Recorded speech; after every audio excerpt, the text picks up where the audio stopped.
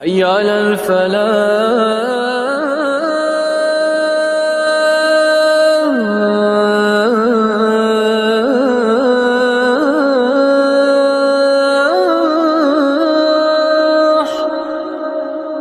اللہ تعالیٰ کا ارشاد ہے وَنَبْلُوكُمْ بِالشَّرِّ وَالْخَيْرِ فِتْنَةً وَإِلَيْنَا تُرْجَعُونَ.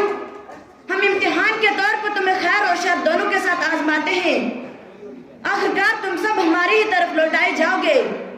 یعنی کبھی ہم مصائب و آلات کے ذریعے تمہیں آزماتے اور کبھی خوشحالی کے ذریعے، اور کبھی مختلف بیماریوں کے ذریعے آزماتے اور کبھی صحت و تندرستی کے ذریعے، اور کبھی فقر و فاقہ کے ذریعے آزماتے اور کبھی زیادہ مال دے کر تمہیں آزمائش میں مبتلا کرتے ہیں. الغرض یہ کہ کبھی ہم برے حالات کے ذریعے تمہیں آزماتے اور کبھی اچھے حالات کے ذریعے، تاکہ ہم جان لیں کون اللہ کا شکر ادا کرتا ہے اور کون ناشکری، کون صبر کرتا ہے اور کون بے صبری کا مظاہرہ کرتا ہے. اگر ہم اس آیت کریمہ کی طرف تھوڑا سا غور کریں تو اس آیت مبارکہ سے ثابت ہوا کہ اہل ایمان کو دنیا کی فتنوں سے دوچار ہونا ہی ہونا ہے اور انہیں مختلف آزمائشوں سے گزرنا ہی گزرنا ہے. بعض فتنے مال کی وجہ سے ہوتے اور بعض اولاد کی وجہ سے. اللہ تعالیٰ کا ارشاد ہے انما اموالکم واولادکم فتنۃ واللہ عندہ اجر عظیم. بلا شبہ تمہارے مال اور تمہارے اولاد فتنہ ہے اور بہتر ٹھکانہ اللہ ہی کے پاس ہے. تمہارے مال اور تمہارے اولاد اس طرح فتنہ ہے کہ بسا اوقات میں انسان اپنے مال اور اپنے اولاد کی وجہ سے دین سے غافل ہو جاتا ہے. اللہ تعالیٰ کا ارشاد ہے سَيَقُولُ لَكَ الْمُخَلَّفُونَ من الأعراب شغلتنا أموالنا وأهلنا واستغفر لنا يقولون بألسنتهم ما ليس في قلوبهم. دیہاتوں میں جو لوگ پیچھے رہ گئے تھے وہ اب آپ سے کہیں گے کہ ہمیں ہمارے مال اور گھر والوں نے مشغول کر رکھا تھا، لہٰذا اب آپ ہمارے لیے بخشش مانگیے. اس زبان سے وہ بات کہتے ہیں جو ان کے دلوں میں نہیں ہوتی. اللہ تعالیٰ کا ارشاد ہے کہ لوگوں کے لیے عورتوں بیٹھو جمع کردہ خزانوں ان کا قسم کے گھوڑوں اور مویشیوں کی محبت مزین کر دی گئی ہے. اللہ تعالیٰ کا ارشاد ہے ذَلِكَ مَتَاعُ الْحَيَاةِ الدُّنْيَا وَاللَّهُ عِنْدَهُ حُسْنُ الْمَآبِ. یہ سب کچھ دنیاوی زندگی کا سامان ہے اور بہتر ٹھکانہ اللہ کے پاس ہے. اسی طرح فتنوں میں سے ایک فتنہ شبہات کا فتنہ ہے جو بعض ناداروں کی طرف سے پیدا کیے جاتے ہیں. یہ وہ لوگ ہیں جن کی نیتوں میں فتور ہوتا ہے اور ان کے ارادوں میں فساد ہوتا ہے. یہ حق و باطل کی آمیزش کر کے عمدن و قصدن حق بات کو چھپانے کی کوشش کرتے ہیں. اس کے متعلق مختلف شکوک و شبہات پیدا کرتے ہیں. یہ لوگ چرب لسانی اور الفاظ سے کام لیتے ہوئے حقائق کو توڑ مڑوڑ کر پیش کرنے کے مائل ہوتے ہیں اور اپنے موقف کو منوانے کے لیے بحث و مناظرہ جدال سے بھی باز نہیں آتے. اسی طرح فتنے میں سے ایک بہت بڑا فتنہ اس دور کا میڈیا کا ہے، چاہے وہ الیکٹرانک میڈیا ہو یا پرنٹ میڈیا ہو یا سوشل میڈیا ہو.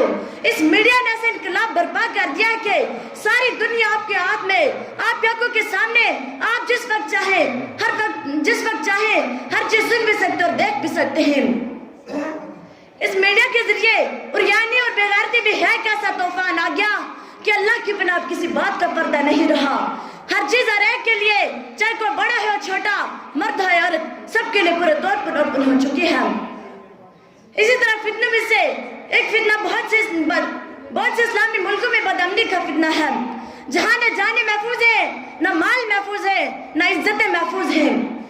جیسے کہ رسول اکرم صلی اللہ علیہ وسلم نے پیشین گوئی کرتے ہوئے ارشاد فرمایا یتقارب الزمان ویقبض العلم وتظہر الفتن ویلقى الشح ویکثر الحرج القتل.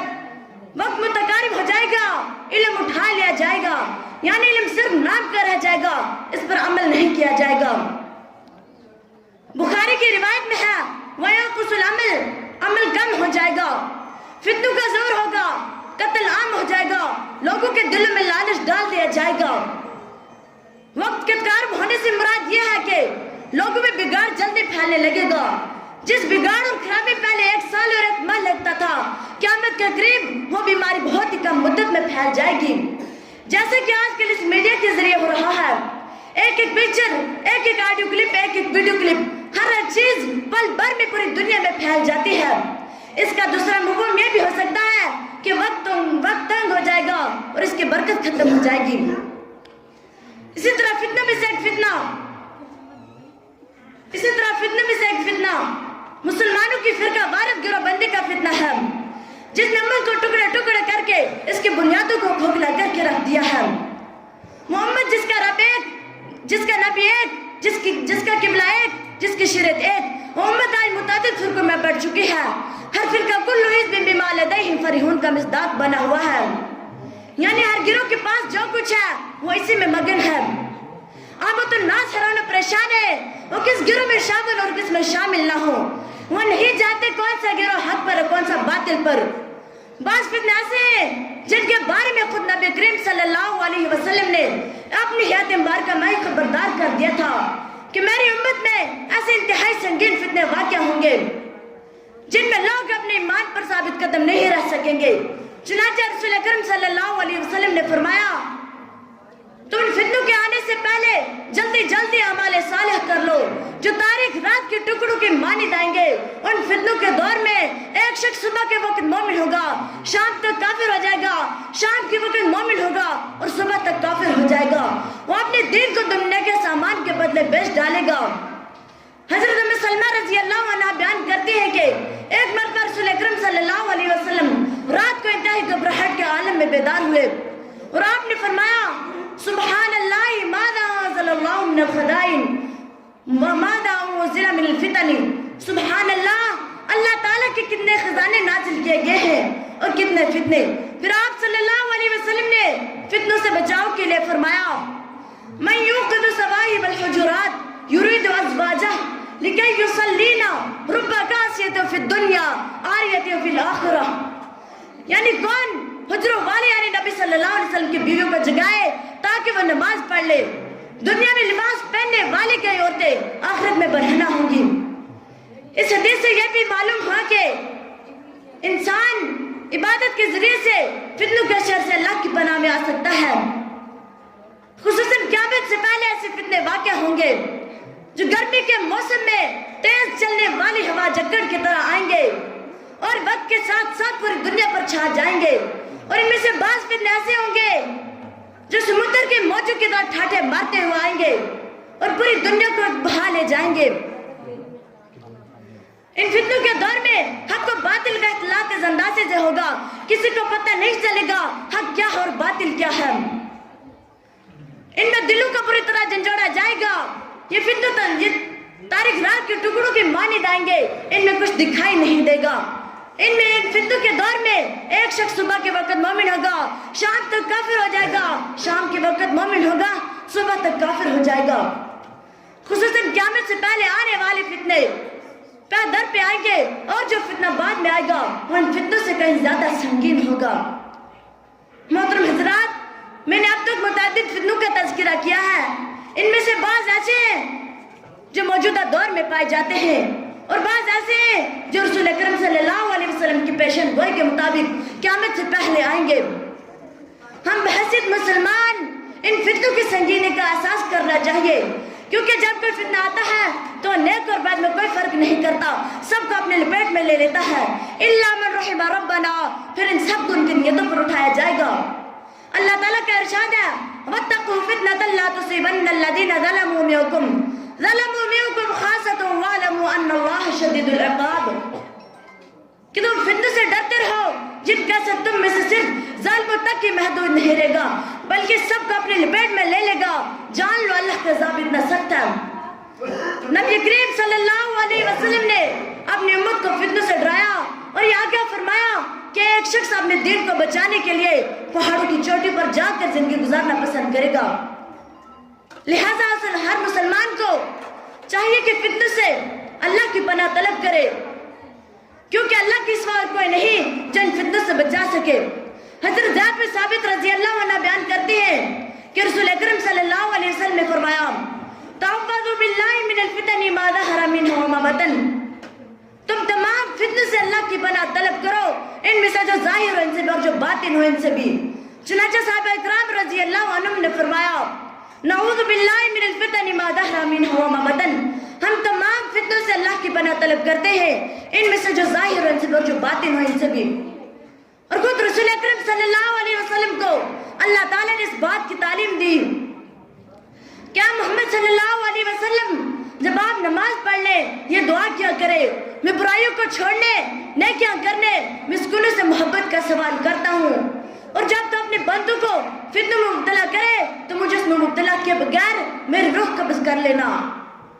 حضرت ابو ہریرہ رضی اللہ عنہ سے مروی ہے کہ انہوں نے فرمایا تکون فتنۃ لا ینجی منها الا دعاء کدعاء الغریق، کہ جب کوئی فتنہ واقع ہوتا ہے تو اس سے ایسی دعا نجات دلا سکتی ہے جیسی دعا پانی میں غرق ہونے والا کرتا ہے۔ فتنوں کے دور میں مسلمان کو عقیدہ توحید پر مستقل مزاجی سے قائم رہنا چاہیے، کیونکہ یہی عقیدہ انسان کو اس بات کی تعلیم دیتا ہے جب اس پر کوئی آزمائش مصیبت آتی ہے تو اللہ کے حکم سے آتی ہے، اور اس کی قضاء و قدر کا حصہ ہے جسے اس کو برداشت کرنا ہے، اسے ہر حال میں اللہ تعالیٰ سے راضی رہنا ہے، اسے ہر حال میں اللہ تعالیٰ کی طرف رجوع کرنا ہے۔ اللہ تعالیٰ کا ارشاد ہے ما اصاب من مصیبت الا باذن اللہ ومن یؤمن باللہ یہد قلبہ واللہ بکل شیء علیم۔ جو بھی اللہ تعالیٰ پر ایمان لے آئے اللہ تعالیٰ اس کے دل کو رہنمائی بخش دیتا ہے، اور اللہ تعالیٰ ہر چیز کو جاننے والا ہے۔ اگر ہم اس آیت کریمہ کی طرف تھوڑا سا غور کریں تو اس میں سب سے پہلے اس بات سے آگاہ کیا ہے ہر آنے والی آزمائش و مصیبت اللہ کے حکم سے آتی ہے۔ ایسی حالت میں اللہ تعالیٰ کی طرف رجوع کرنا ضروری ہے، کیونکہ جس کے حکم سے آزمائش و مصیبت آتی ہے وہ اسے ٹالنے پر بھی قادر ہے۔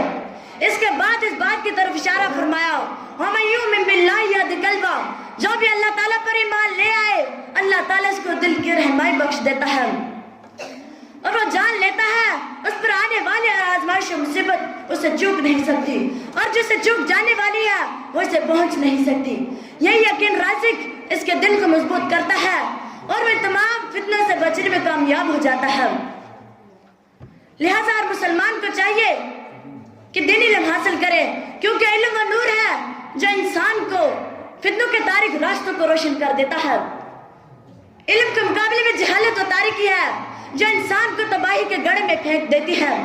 پھر فرمایا پھر ایسا کیوں نہ ہوا کہ ہر فرقہ میں سے کچھ لوگ دین کی سمجھ پیدا کرنے کے لیے نکلتے تاکہ جب ان لوگوں کے پاس واپس آتے تو ان کو برے کاموں سے ڈراتے، اس طرح شاید وہ ان برے کاموں سے بچے رہتے۔ محترم حضرات، آج کے جو نئے نئے فتنے سر اٹھا رہے ہیں، اسلامی تعلیمات کے خلاف جو پروپیگنڈا کیا جا رہا ہے، ہر آئے دن شکوک و شبہات پیدا کر کے نئی نسل کو دین سے بیزار کرنے کی مضمون کوشش کی جا رہی ہے۔ اس کا مقابلہ قرآن حدیث پر مبنی شرعی علم کے ذریعے کیا جا سکتا ہے۔ شرعی علم ایک مضبوط ہتھیار ہے جو ان جدید فتنوں میں بچنے میں مددگار ثابت ہوتا ہے۔ شرعی علم بہت بڑی خیر ہے، اللہ رب العزت اپنے فضل و کرم سے جسے چاہتا اسے عطا کرتا ہے۔ اللہ تعالیٰ کا ارشاد ہے یؤتی الحکمۃ من یشاء ومن یؤت الحکمۃ فقد اوتی خیرا کثیرا، کہ اللہ تعالیٰ جسے چاہتا اسے حکمت عطا کرتا ہے، گویا جسے حکمت مل گئی اسے بہت بڑی خیر مل گئی۔ لہٰذا ہر مسلمان کو شرعی علم کی طرف متوجہ ہونے چاہیے اور خود بھی شریعت کا بنیادی علم حاصل کرے اور اپنے تمام بچوں کو اس کے زیور سے آراستہ کرے، اس طرح وہ خود بھی ان سے محفوظ رہیں گے اور آنے والی نسل بھی ان سے محفوظ رہیں گی۔ ایسے ہی لوگوں کے بارے میں رسول اکرم صلی اللہ علیہ وسلم نے ارشاد فرمایا کہ اللہ تعالیٰ ان کو اس طرح نہیں اٹھائے گا کہ اپنے بندوں کے دلوں سے کھینچ لے گا، بلکہ پہلے علماء کے ارواح کو قبض کرے گا، اس کے بعد علم اٹھائے گا، یہاں تک کہ کسی عالم کو باقی نہیں چھوڑے گا۔ لوگ جاہلوں کو مفتی بنا لیں گے، چنانچہ سے سوال کیا جائے گا تو بغیر علم کے فتویٰ دیں گے، اس طرح وہ خود بھی گمراہ ہوں گے اور دوسروں کو بھی گمراہ کریں گے۔ بعض لوگ علماء اکرام کو حقیر سمجھتے ہیں، ان کی طرف رجوع کرنا اپنے توہین تصور کرتے ہیں، بلکہ رسول اکرم صلی اللہ علیہ وسلم نے فرمایا وہ شخص میری امت میں سے نہیں جس نے ہمارے بڑے کا احترام نہ کیا اور ہمارے چھوٹے پر ترس نہ کھایا اور ہمارے عالم کے حق کو نہ پہچانا۔ فارغ اوقات کو نفع بخش امور میں مشغول کرنا۔ رسول اکرم صلی اللہ علیہ وسلم نے فرمایا اغتنم خمسن قبل خمسن، 5 چیزوں کو 5 چیزوں سے پہلے غنیمت سمجھو۔ شبابہ کا قبل حرم کا، اپنی جوانی کو اپنے بڑھاپے سے پہلے، وصحت کا قبل سقم کا، اپنی صحت کو اپنی بیماری سے پہلے، وغنا کا قبل فقر کا، اپنی دوگری کو اپنے غربت سے پہلے، وفراغ کا قبل شغل کا، اپنی فراغت کو اپنی مشغولیت سے پہلے، وحیات کا قبل موت کا، اپنی موت کو، اپنی زندگی کو اپنی موت سے پہلے۔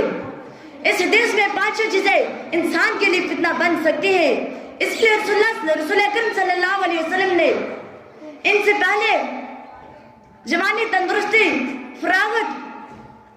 فراغت اور زندگی کو غنیمت سمجھ کے ان سے بھرپور فائدہ اٹھانے کا حکم دیا۔ رسول اکرم صلی اللہ علیہ وسلم نے دوسرے حدیث میں ارشاد فرمایا کہ تم 6 چیزوں کے آنے سے پہلے عمل کر لو: احمق لوگوں کی حکمرانی، پولیس کی کثرت، قطع رحمی، فیصلوں کو رشوت کے بدلے میں بیچنا، خون بہانے کو ہلکا سمجھنا، اور اپنے بچوں کا آنا جو قرآن کو راگ گانا بنا لیں